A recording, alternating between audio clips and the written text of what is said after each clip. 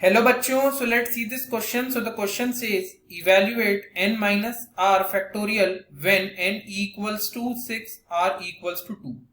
तो यहाँ पर हमको एक एक्सप्रेशन दिया हुआ है that is n minus r का फैक्टोरियल. हमें इसकी वैल्यू को फाइंड आउट करना है, इसको इवेल्युएट करना है गिवन दैट n की वैल्यू 6 है और r की वैल्यू 2 है. तो यहाँ पर इस क्वेश्चन को सॉल्व करने के लिए जो हमारा की कंसेप्ट होगा, the key concept to solve this question is, हमें यहाँ पर पता होना चाहिए n फैक्टोरियल के बारे में. अब n फैक्टोरियल क्या होता है?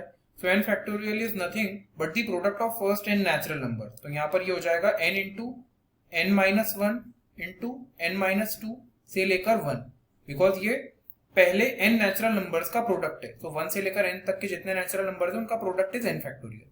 तो यही हमें पता होना चाहिए, इसी की अंडरस्टैंडिंग होना चाहिए. तो आइए अब हम हमारे इस की कंसेप्ट को इंप्लीमेंट करते हैं और क्वेश्चन को सॉल्व करते हैं. तो हमको वैल्यू फाइंड आउट करना है इस क्वेश्चन में n माइनस आर के फैक्टोरियल का. तो n की वैल्यू हमें दी हुई है 6 और r की वैल्यू हमें दी हुई है 2. n की वैल्यू हमें दी हुई है 6 और r की वैल्यू हमें दी हुई है 2.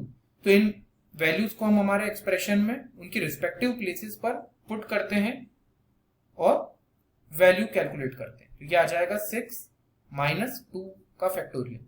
अब 6 माइनस 2 कितना होता है? 4 होता है. 4 का factorial. 4 factorial is nothing but product of first 4 natural numbers, that is 4 into 3 into 2 into 1. ये कितना हो जाएगा? 4 3 12, 12 2 24, 24 into 1 is 24 only. तो 24 आ रहा है and 24 हमारा आंसर है.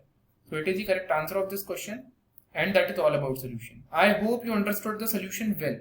Wish you best of luck and with this, thank you.